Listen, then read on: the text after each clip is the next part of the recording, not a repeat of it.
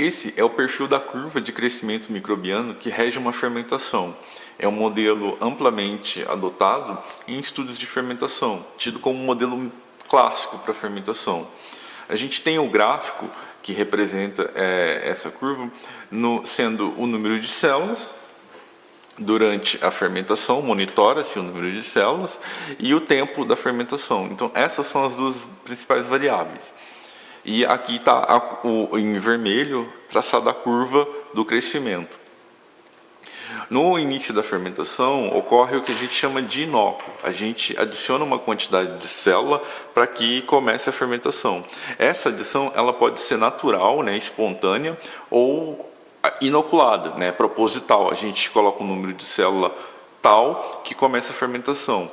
Um dos modelos mais estudados e já vistos na literatura para fermentação é a fermentação alcoólica, mas existe N outros tipos de fermentação. As principais fases que ocorrem num processo de fermentação, está aqui, eu já fiz esses tracinhos para simbolizar. No começo, não há crescimento de célula, decorre-se um tempo, o micro-organismo que a gente inoculou, ele vai começar a se adaptar ao meio, e ele não começa a multiplicar de novo, ou seja, a gente faz o inóculo no meio, o micro-organismo, as células se iniciam ali e vão se adaptar ao meio, a quantidade de substrato que tem, a condição de pH, enfim. Então, essa fase é uma fase que a gente chama fase de latência, ou fase lag. Os micro-organismos se adaptam ao meio, à concentração de substrato, para depois começarem a crescer. Quando eles começam a crescer, esse crescimento é como se fosse um boom.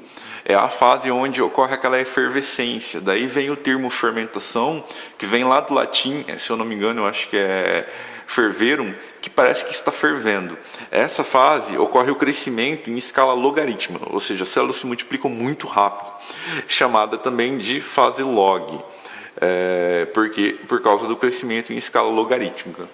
Essa é a principal fase da fermentação, onde a gente está tendo produção de célula e de produtos. E é onde o substrato cai mais rapidamente, ou seja, a maior parte, se a gente pensar numa fermentação alcoólica, a maior parte do açúcar e do álcool é produzido.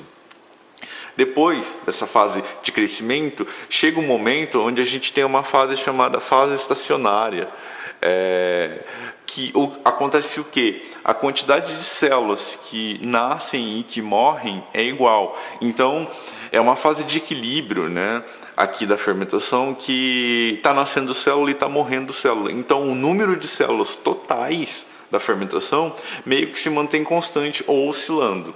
Depois dessa fase estacionária, a gente tem uma fase aqui de declínio. Ou também alguns autores falam morte celular, né? Que é o que está ocorrendo.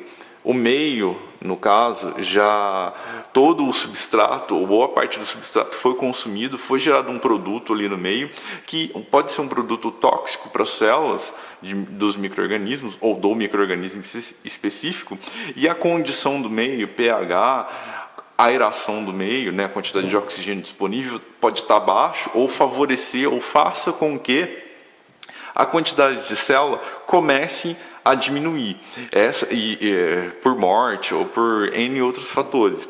Esse ponto, a fermentação nossa já chegou ao fim. Pode-se iniciar uma outra fermentação, mas o número de células vai começar a cair, as células vão morrendo, até que, se a gente deixar num tempo X, né, você atingiria o número zero de células, ou pelo menos um número muito baixo de células do seu micro-organismo de interesse. Então, essa é uma curva de crescimento microbiano de um modelo de fermentação estabelecido e já descrito por vários autores dentro da ciência. E eu gostaria de mostrar como esse modelo pode ser interessante para a gente, porque ao se pensar numa fermentação de probióticos, a fase mais interessante para a gente, se o nosso intuito é célula, é tentar trabalhar com a nossa fermentação nessa fase.